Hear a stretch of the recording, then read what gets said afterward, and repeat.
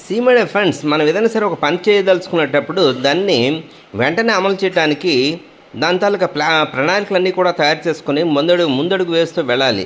జనరల్గా ఏం చేస్తుంటారంటే వాయిదా వేస్తూ ఉంటారు. వాయిదా వేయటం వల్ల ఏంటంటే దానివల్ల వచ్చే నష్టం కూడా మనకు తెలుసు, నెగిటివ్ రిజల్ట్సే వస్తాయని చెప్పేసి. కానీ మనం వాయిదా వేసుకుంటూ వెళ్ళిపోతుంటాం. దానికి కారణం ఏంటంటే రిలాక్సింగ్ మూడ్ అనమాట, సోమరితనం. అలా కూర్చొని హాయిగా అలా ఆనందంగా గడిపేయచ్చు అని చెప్పేసి ఒక ఆలోచన అనమాట. అలా కాకుండాను, అలా రిలాక్స్ అవ్వకుండాను మీరు ఏ పని అయితే చేయాలని చెప్పేసి అనుకుంటున్నారో వెంటనే రంగంలోకి దిగండి. దానికి ప్రణాళికలు తయారు చేయండి, దాన్ని ఆచరించడానికి ప్రయత్నం చేయండి. సో మొదట వచ్చే లాభాలు చాలా చిన్నవిగానే ఉంటాయి. కానీ అలా రోజుకి చూడండి, ఒక రోజుకు 10 రూపాయలు దాయండి ఒక దగ్గర, 30 రోజులకి ఎంత అవుతుంది? 300 రూపాయలు అవుతుంది.